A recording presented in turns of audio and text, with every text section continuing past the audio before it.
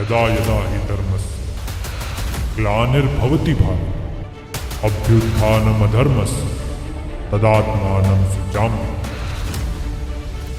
भगवान विष्णु के दो पहरेदार थे जिनका नाम था जय और विजय। एक बार भगवान विष्णु अपनी योग निद्रा में थे, तभी अश्विनी कुमार आए। ये ऐसे योगी थे जो हजारों सालों से तप कर रहे थे, पर इनकी उम्र कभी नहीं बढ़ती थी। इन्होंने भगवान विष्णु से मिलने की इच्छा जताई, मगर जय और विजय ने रोक दिया क्योंकि उनके प्रभु विश्राम कर रहे थे। तब क्रोधित अश्विनी कुमारों ने जय विजय को भगवान विष्णु से अलग होकर जन्म लेने का श्राप दे दिया। तभी भगवान विष्णु बाहर आए अपनी मीठी मुस्कान के साथ और सारी परिस्थिति जानकर अश्विनी कुमारों से माफी मांगी और जय विजय की ओर मुड़कर कहा, अश्विनी कुमारों का श्राप तो नहीं झुठला सकता, मोड़ जरूर सकता। उन्हें दो रास्ते दिए गए, या 7 जन्म मेरे भक्त बनकर या 3 जन्म मेरे दुश्मन बनकर। उन दोनों ने 3 जन्म दुश्मन की तरह लेने का ही फैसला किया ताकि वो अपने प्रभु की जल्द आकर सेवा कर सकें। भगवान विष्णु के अब तक हम 5 अवतार कर चुके हैं, जिनमें इन दोनों के एक एक जन्म आ चुके हैं। जहाँ पे हिरण्याक्ष को भगवान विष्णु ने वराह अवतार बनकर मारा था, वहीं हिरण्यकश्यपु के मारने के लिए भगवान विष्णु ने नरसिम्हा अवतार लिया था। तो चलिए अगले अवतार की ओर चलते हैं। इससे पहले हम अगले अवतार को जाने, हमें उसके बारे में एक चीज जरूर पता होनी चाहिए। उनसे बड़ा योद्धा और उनसे बड़ा ज्ञानी आज तक पैदा नहीं हुआ। कहते हैं स्वयं शिव ने उन्हें धनुर्विद्या दी थी। राजा बलि के पाताल जाने के बाद धरती कुछ समय तक सुकून में थी। राक्षस जो खत्म हो गए थे, मगर इंसान अपने दुश्मन खुद ही ढूंढ ले। जो वर्ण व्यवस्था लोगों को प्रोटेक्ट करने के लिए बनी थी, वो ही उनका शोषण करने लगे। क्षत्रियों का अत्याचार से हर कोई दुखी था। ऐसा लग रहा था कि उनके सुख के सामने किसी के सुख का मोल नहीं। तब भगवान विष्णु ने एक नया अवतार, जहां पिछली बार युक्ति से काम लिया था, इस बार गुस्से से काम लिया। पिता जमदग्नि और माता रेणुका के घर पे परशुराम का जन्म। ये बचपन से ही बहुत ही ज्यादा दिव्य चाइल्ड थे, गिफ्टेड चाइल्ड जिसे कहते हैं वो थे। बचपन से ही इन्होंने वेद खुद ही पढ़ना शुरू कर दिया था और शस्त्र मानो ये सीखकर ही पैदा हुए थे। तब इनके पिता को ये रियलाइज हुआ कि इन्हें एक गुरु की जरूरत है जो इन्हें एक सही दिशा दे। तब भगवान शिव खुद आ गया और परशुराम को शिक्षा देने के लिए कैलाश ले गए। वहाँ इनकी बहुत ही मुश्किल ट्रेनिंग शुरू हुई, जहाँ इनको शस्त्र शास्त्र योग सब सिखाए गए और सब में इन्होंने एक्सीलेंस प्राप्त की। भगवान शिव ने इनसे खुश होकर इन्हें परशु दिया, तभी इनका नाम परशुराम पड़ा। फिर ये अपनी शिक्षा पूरी करने के बाद अपने माता पिता के पास आकर रहने लगा। एक बार एक राजा जिसका नाम था कार्तिवीर अर्जुन, वो ऋषि जमदग्नि की कुटिया में आया और ऋषि ने बड़े आदर से उसे खाना खिलाया। तभी राजा की नजर इस बात पर गई कि ऋषि की गाय ने सबके लिए भोजन और दूध दे दिया, क्योंकि वो कामधेनु गाय थी जो इच्छा पूरी कर सकती थी। ये जानकर राजा के मन में विचार आया कि ये गाय तो राजमहल में ही होनी चाहिए, और ऐसा सोचकर कार्तिवीर अर्जुन ने ऋषि जमदग्नि को मार दिया और गाय ले गए। तभी परशुराम वापस अपनी कुटिया में आए और अपनी माता को रोते देख क्षत्रियों का आतंक रोकने का प्रण लिया और सबसे पहले कार्तिवीर अर्जुन को मारकर धरती को 7 बार क्षत्रिय मुक्त। इसी के साथ भगवान विष्णु ने क्षत्रियों के मन में डर बना लिया, मगर इससे सच्चे और अच्छे क्षत्रिय भी डरने लगे थे। तब भगवान विष्णु ने बैलेंस रिस्टोर करने के लिए एक ऐसा अवतार लिया जिसकी न्याय प्रियता को हम आज भी कोट करें और उन्हें मर्यादा पुरुषोत्तम के नाम से जानते। उन्होंने ना सिर्फ एक आइडियल जीवन जिया, बल्कि सबको एक आइडियल भाई, आइडियल हस्बैंड, आइडियल बेटा और आइडियल राजा कैसे बना जाए ये सिखा दिया। हम बात कर रहे हैं हमारे प्रभु श्री राम। श्री राम की कहानी तो सभी जानते हैं, पर मैप पर शायद ही उनकी जर्नी किसी ने देखी होगी। तो चलिए वो देखते हैं। उनका जन्म अयोध्या में हुआ, फिर उनकी एजुकेशन वाराणसी में हुई, जहां वशिष्ठ ने उन्हें ज्ञान दिया। इसके बाद वो तारका को मारने के लिए तारका वन गए, जो आज के बक्सर में है। इसके बाद वो वापस आए अयोध्या में, जहां उन्हें वनवास मिला, और वनवास में सबसे पहले वो चित्रकूट गए, जहां उन्हें भरत मिला, जिसने उन्हें वापस अयोध्या चलने के लिए कहा। उसके बाद वो दंडक वन में गए, जो आज के एमपी में है। वहाँ पे उन्होंने राक्षसों को मारा और बाद में पंचवटी में बस गए, जहाँ से माता सीता का अपहरण हुआ। इसके बाद वो माता सीता को ढूंढते ढूंढते आज के कर्नाटका पहुंचे, जहाँ पे द्रोण पर्वत पर उन्हें हनुमान जी और सुग्रीव मिले। वहां से वो रामेश्वरम गए, जहां उन्होंने समुद्र देव से विनती कर मार्ग की, और फिर वो लंका जाकर रावण का उन्होंने वध किया, और उसके बाद वो वापस अयोध्या आए और अपना राज्यभार संभाला। श्री राम का जीवन बहुत ही दिव्य, पर शायद उनकी दिव्यता अयोध्या में ही सीमित रह जाती। अगर वो वन में बाहर ना निकलते, वो शायद पूरा इंडिया ना घूमते, तो उनकी दिव्यता अयोध्या में ही रह जाती। कहा गया है हरि अनंत, हरि कथा अनंत। भगवान विष्णु तो अनंत हैं, उनकी कथाएं भी अनंत है, और श्री कृष्ण स्वयं भगवान विष्णु हैं।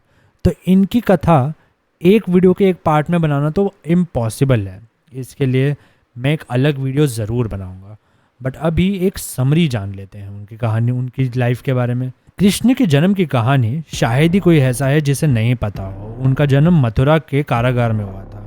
उनकी माता देवकी थी और पिता वासुदेव, जिन्हें कंस ने बंदी बनाया था। जैसे ही भगवान कृष्ण का जन्म हुआ, कारागार के सारे दरवाजे खुल गए और वासुदेव और देवकी की बेड़ियां खुल गई। वासुदेव ने कृष्ण को एक टोकरी में डालकर यमुना के उस पार यशोदा और नंद के घर छोड़ दिया, और वहां एक बेटी पैदा हुई थी जिसे वो अपने साथ ले आए। कृष्ण यशोदा और नंद के पास वृंदावन में सुख शांति से पलने लगा, पर जान का खतरा तो बचपन से ही था। कभी पूतना का वध करना पड़ा लड्डू गोपाल को, तो कभी बकासुर का। पर कृष्ण जितने ताकतवर थे उतने ही नटखट भी।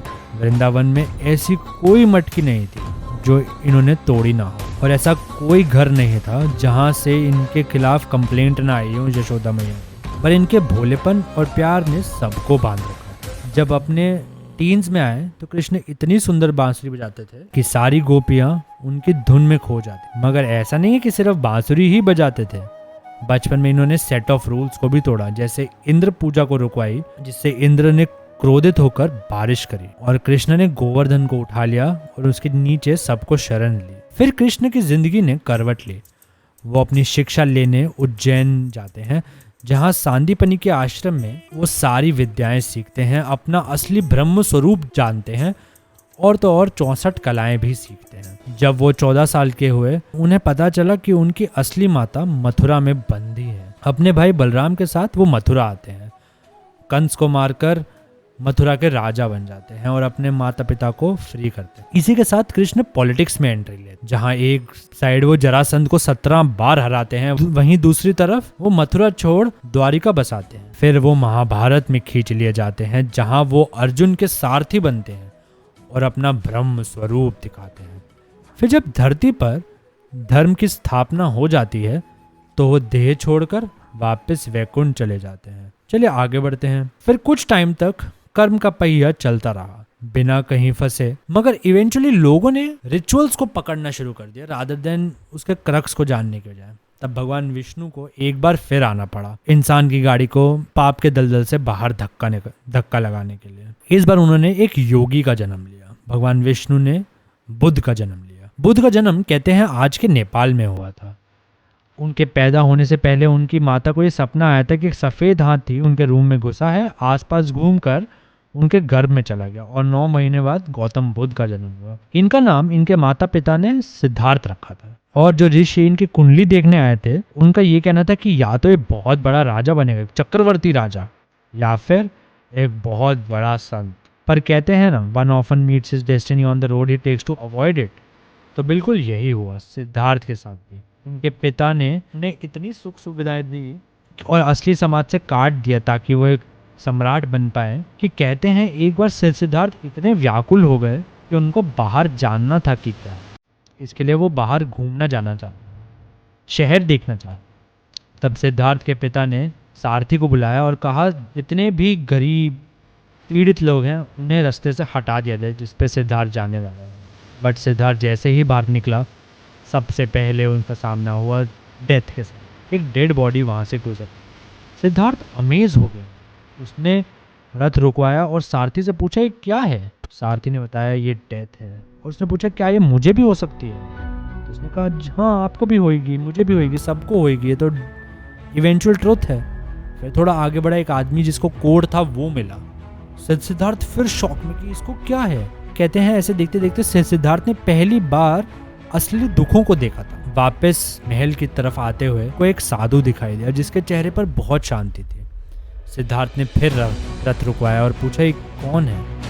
तब सारथी ने बताया कि ये साधु महाराज, इन्होंने संसार का त्याग कर दिया है।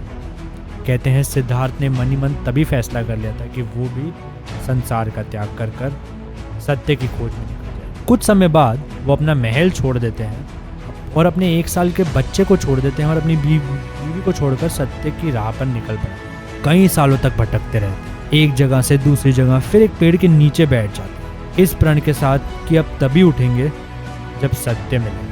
पर हुआ यूं कि उनका शरीर सूख गया, कपड़े ढह गए, आत्मा भी शरीर छोड़ने को थी। तभी एक लड़की वहां आई जिसने उन्हें दूध चावल खिलाया और तब उन्हें रियलाइज हुआ कि एक्सट्रीम में जाकर सत्य नहीं मिले, बैलेंस्ड रहना हो।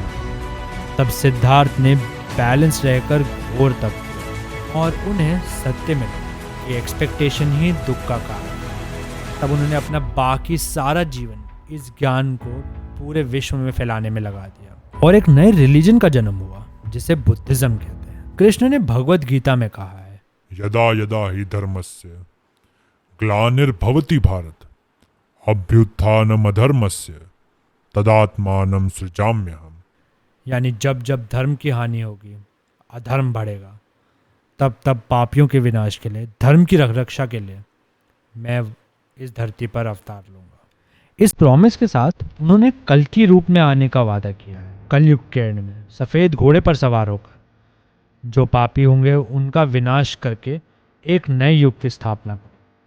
तो दोस्तों, इसी इंतजार के साथ मिलते हैं अगले हफ्ते एक नई कहानी के साथ।